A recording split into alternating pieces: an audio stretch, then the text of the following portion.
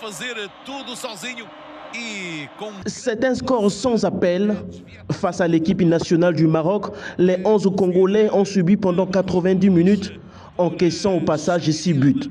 Depuis lors, les critiques fusent de partout envers les joueurs et le staff congolais, mais aussi et surtout envers le patron du département, Hugues Ngolondeli. Le football congolais est au fond du trou et le ministre des Sports, en bon chef de village, savait déjà lire les signes, les époques et les circonstances. Devant la représentation nationale, Hugues Ngolondeli tirait déjà la sonnette d'alarme en mettant sur la table les véritables préoccupations qui, entre autres, constitueraient le véritable problème étouffant le sort de notre football.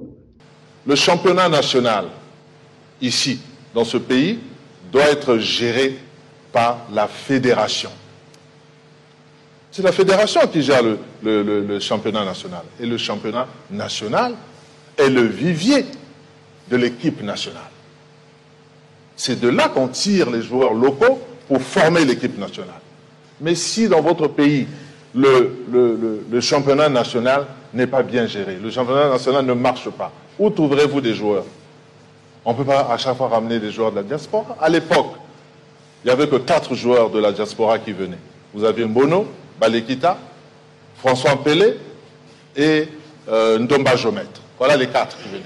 Aujourd'hui, on en a 30 qui viennent pour de mauvais résultats.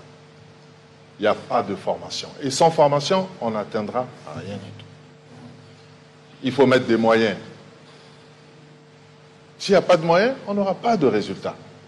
On pourra changer autant de ministres, sans moyens, on n'arrivera à rien du tout. Il faudrait qu'on prenne ces choses-là au sérieux.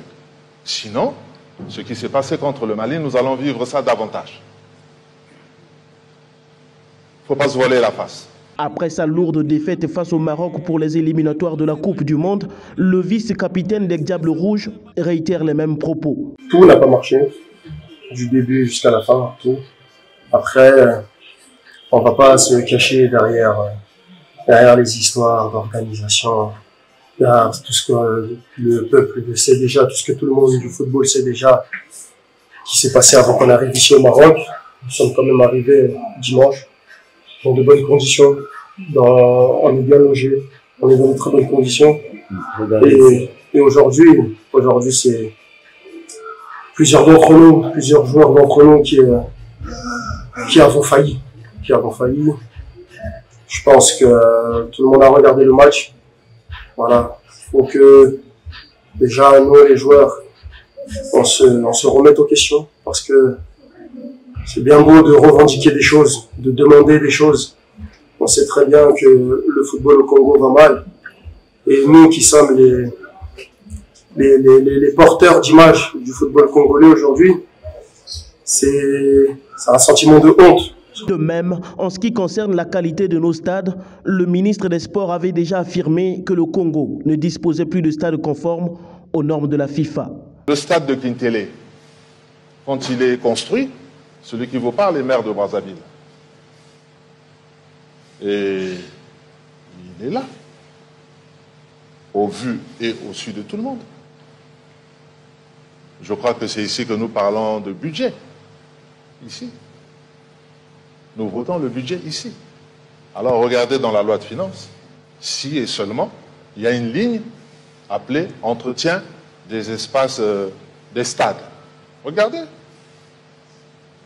Ne repartons pas sous la gestion des autres. Regardez, depuis 6 ans que moi je suis ministre des Sports, cherchez une seule ligne où il est écrit entretien des stades. À ce moment, on pose la question au ministre. On dit, monsieur le ministre, mais vous avez l'argent dans le budget, on vous donne l'argent pour... Et pourquoi les stades sont dans cet état? Mais malheureusement, ce n'est pas le cas. En clair, Hugues Ngolondeli avait déjà dressé un diagnostic complet du football congolais. Malheureusement, ces déclarations n'ont pas été prises en compte par les instances compétentes et n'ont pas eu d'effet. Aujourd'hui, les pétales des fleurs sont délicatement déposés à ses pieds, témoignant ainsi de sa grande provenance.